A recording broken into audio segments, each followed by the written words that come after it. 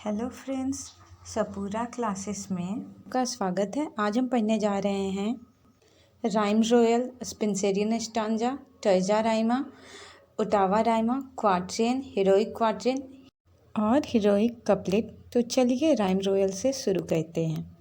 Rhyme royal को चौसर ने introduce किया था और वो इसे अपने बहुत ही फेमस राइटिंग ट्रोइलस एंड क्रेसिडी में यूज किए थे। तो मैं आपको बता दूं कि जो राइम रोयल होता है वो 7 लाइन का होता है और इसमें आयम्बिक पेंटामीटर होता है। तो जो राइम रोयल होता है उसका राइम स्कीम होता है A B B C C. तो ये देख सकते हैं आप कि ये 7 लाइन का स्टांजा है और इसका rhyme scheme A B B C C है। यहाँ पे मैं आप लोगों को बता दूं कि इसे राइम रॉयल इसलिए कहा जाता है क्योंकि इसे किंग जेम्स वन, जो कि स्कॉटलैंड के राजा थे, उन्होंने अपने पोयम में इसका प्रयोग किया था, जो कि जिस पोयम का नाम है द किंग्स स्क्वेयर। इस पोयम में जो किंग है स्कॉटलैंड के, जिसका नाम जेम्स वन है, उन्होंने प्रयोग किया था, इसलिए इसे राइम रॉयल कहा जाता है। हालांकि चौसर के अलावा उनके बाद के राइटर्स ने भी राइम रॉयल का प्रयोग किया है। जैसे कि हम कह सकते हैं द स्कॉटिश चौसेरियन जो थे वो इसका प्रयोग किए थे। साथ ही साथ शेक्सपियर ने इसका प्रयोग किया था। जैसे कि शेक्सपियर ने अपने राइटिंग अ लवर्स कंप्लेंट में और रेप ऑफ लुक्रेसी में इसका यूज किए थे। तो चलिए राइम रॉयल को और भी अच्छे से समझने के लिए हम एक एग्जाम्पल देखते हैं। From the basest idea all in post born by the trustless wings of false desire, lust bred Tarquin left the Roman host and took Collectrim, beers and lightless fire, which in pale embers he'd like to aspire, and girdles with embracing flames the waist of Collatine, a fair slave Lucrece the chaste। यहाँ पर हम देख सकते हैं कि ये एक rhyme royal का एग्जाम्पल है। जैसा कि आप देख सकते हैं कि ये 7 लाइन का स्टांजा है, इसमें 7 लाइन है और इसका जो राइम स्कीम है वो है ए बी बी सी सी। और यदि हम इसके मीटर का बात करें तो ये आयम्बिक पेंटामीटर में लिखा हुआ है। तो हम इसके rhyme A B B C C, इसका मीटर जो कि आयम्बिक पेंटामीटर है और इस स्टांजा का लाइन जो कि 7 है। तो इन सब चीज़ों को देखकर हम ये कह सकते हैं कि ये जो स्टांजा है वो राइम रॉयल है। तो चलिए अब हम स्पेंसेरियन स्टांजा पढ़ते हैं, जो कि बहुत ही फेमस फॉर्म ऑफ स्टांजा है। तो चलिए स्पेंसेरियन फॉर्म ऑफ स्टांजा को समझते हैं। स्पेंसर ने अपने एपिक पोएम फेरी क्वीन में 9 लाइन के स्टांजे का यूज किया था, जो कि बाद में उन्हीं के नाम से स्पेंसेरियन स्टांजा के नाम से फेमस हुआ। इसमें 2 लिंक्ड क्वाट्रेन होते हैं, मतलब कि जुड़ा हुआ क्वाट्रेन होता है, जो कि आयम्बिक पेंटामीटर में लिखा हुआ रहता है। यहाँ पे आप मार्क कर लें कि स्पेंसेरियन स्टांजा जो होता है उसका जो 2 क्वाट्रेन होता है वो आयम्बिक पेंटामीटर में लिखा हुआ रहता है। तो ये तो हुआ 8 लाइन, मतलब कि क्वाट्रेन 4 लाइन का होता है। तो ये तो हुआ 8 लाइन जो कि आयम्बिक पेंटामीटर में रहता है। अब हम 9वें और लास्ट लाइन की बात करें तो वो आयम्बिक हेक्सामीटर में लिखा हुआ रहता है। मैं ये रिपीट कर रही हूँ क्योंकि ये बहुत ही इम्पॉर्टेंट है कि जो 8 लाइन होता है वो आयम्बिक पेंटामीटर में रहता है और जो लास्ट लाइन होता है वो आयम्बिक हेक्सामीटर में रहता है। और जो दोनों क्वाट्रेन होता है वो लिंक्ड होता है, मतलब कि जुड़ा हुआ होता है। मतलब कि स्पेंसेरियन स्टांजा टोटल 9 लाइन का होता है, जिसमें आयम्बिक पेंटामीटर में लिखा हुआ रहता है पहले का 8 लाइन और 9वां लाइन हेक्सामीटर में लिखा हुआ रहता है। अब हम इसके राइम स्कीम की बात करते हैं। तो इसका राइम स्कीम है A B A B B C B C C. तो चलिए अब हम इस एग्जाम्पल के साथ स्पेंसेरियन स्टांजा को और अच्छे से समझते हैं। मैंने जो एग्जाम्पल लिया है वो स्पेंसर के एपिक पोएम फेरी क्वीन से है। And more to lull him in his slumber soft, a trickling stream from high rock tumbling down, and ever drizzling rain upon the loft, mixed with a murmuring wind, much like the sound of warming bees, did cast him in swoon. No other noise nor people's troublous cries, as still are wont o'er the walled town, might there be heard, but careless quiet lies, wrapped in eternal silence, fair from enemies। यहाँ पर आप देख सकते हैं कि ये जो stanza है वो 9 लाइन का है, जिसमें कि फर्स्ट 8 लाइन जो है वो आयम्बिक पेंटामीटर में लिखा हुआ है और जो लास्ट लाइन है वो आयम्बिक हेक्सामीटर में लिखा हुआ है। यदि हम राइम स्कीम का बात करें तो जो राइम स्कीम है ए बी बी सी सी। यहाँ आप देख सकते हैं कि जो पहला लाइन है वो तीसरे लाइन के साथ और जो दूसरा लाइन है वो चौथे लाइन के साथ राइम कर रहा है।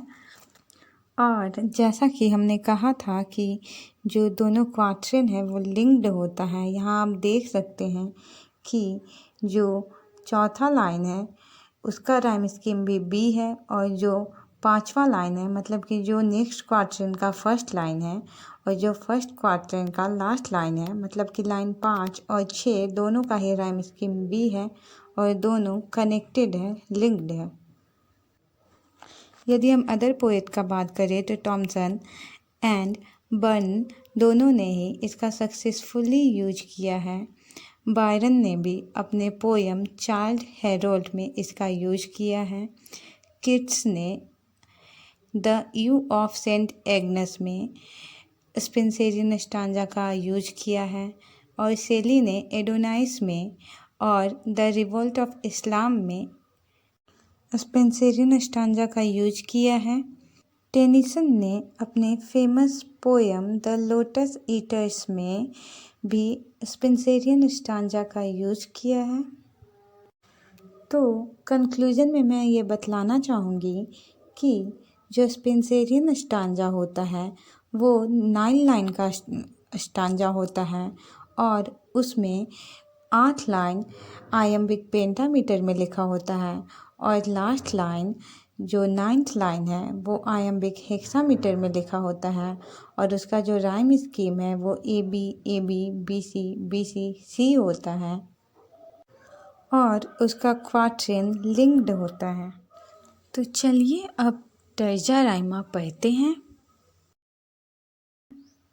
तर्जा राइमा 3 लाइन्स का स्टांजा होता है मतलब कि तर्जा राइमा में केवल 3 लाइन होता है। इस तरह के स्टांजा में 3 लाइन होता है जिसे टर्सेट कहते हैं। इसमें जो टर्सेट होता है वो इंटरलिंक्ड होता है। ये कैसे इंटरलिंक्ड होता है इसे हम इसके राइम को देखते हुए समझ सकते हैं। इसका rhyme scheme A B C D C है। तो आप देख सकते हैं कि ए बी सी जो पहला स्टांजा का बी है वो बी दूसरे स्टांजा में रिपीट कर रहा है और जो दूसरे स्टांजा में सी है वो उसको नेक्स्ट स्टांजा से कनेक्ट कर रहा है। ऐसे ही जो तर्जा राइमा होता है उसका जो सारा टर्सेट होता है वो एक दूसरे से लिंक्ड होता है, जैसे इसमें लिंक्ड है। तो चलिए ट्रेजर राइमा को और अच्छे से समझते हैं हम रिचार्ड क्रोसो के इस पोयम से। Wishes to his supposed mistress, इस पोयम में ट्रेजर राइमा का यूज किया है इन्होंने। तो चलिए हम उनके इस स्टांजा को देखते हैं। Whoever she be, that not impossible she, that shall command my heart and me।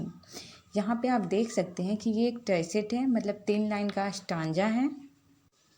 यदि हम इसके राइमिंग की बात करें तो इसका राइमिंग है A-B-A, जिसमें कि हम देख सकते हैं कि पहला लाइन तीसरे लाइन के साथ राइम्ड है। यदि हम अदर एग्जाम्पल का बात करें तो सेली की ode to the west wind, I hope कि आप सब ने पढ़ी होगी। ये बहुत ही फेमस पोएम है और ये टर्जा राइमा में लिखा गया है। मतलब कि इसका स्टांजा जो है वो टर्जा राइमा है, 3 लाइन का स्टांजा है और उसका जो राइम स्कीम है वो A-B-A, B-C-B, C-D-C, D-E-D इस तरह से है, जैसा कि टर्जा राइमा में होता है। यदि हम कुछ और नोटेबल एग्जाम्पल का बात करें तो ट्रियम्फ ऑफ लाइफ, ये भी टर्जा राइमा में लिखा गया है, जो कि सेली ने ही लिखा है। प्रोफेसी ऑफ डांटे, जो कि बायरन ने लिखा है। और the statue and the bust, जो कि रॉबर्ट ब्राउनिंग का है। तो ये रहा टर्जा राइमा का एग्जाम्पल। जो दांते हैं उन्होंने अपने डिवाइन कॉमेडी को टर्जा राइमा में ही लिखा था 14th सेंचुरी में, लेकिन टॉमस व्याट ने इसे 16th सेंचुरी में इंग्लैंड में इंट्रोड्यूस किया था। तो चलिए अब हम ओटावा राइमा देखते हैं। ओटावा राइमा एक इटालियन फॉर्म ऑफ स्टांजा है जो कि इंग्लैंड में टॉमस व्याट के द्वारा इंट्रोड्यूस किया गया। मतलब कि इसे टॉमस व्याट ने इंग्लैंड में लाया। तो अब हम बात करते हैं कि किस तरह के स्टांजा को ओटावा राइमा कहते हैं। तो ये 8 लाइन का स्टांजा होता है जो कि आयम्बिक पेंटामीटर में लिखा हुआ होता है। और इसके यदि राइम स्कीम की बात करें तो इसका राइम स्कीम होता है A-B-A-B-A-B-C-C। यहाँ आप देख सकते हैं कि पहले का जो 6 लाइन है वो अल्टरनेटली राइम्ड है और जो लास्ट 2 लाइन है वो कपलेट बना रहा है। जैसा कि आप देख सकते हैं कि फाइनल कपलेट है यहाँ पे C और उससे पहले अल्टरनेट राइम आप देख सकते हैं A-B-A-B-A-B। ठीक है, तो चलिए हम ओटावा राइमा को और अच्छे से समझने के लिए इस एग्जाम्पल को देखते हैं और समझते हैं।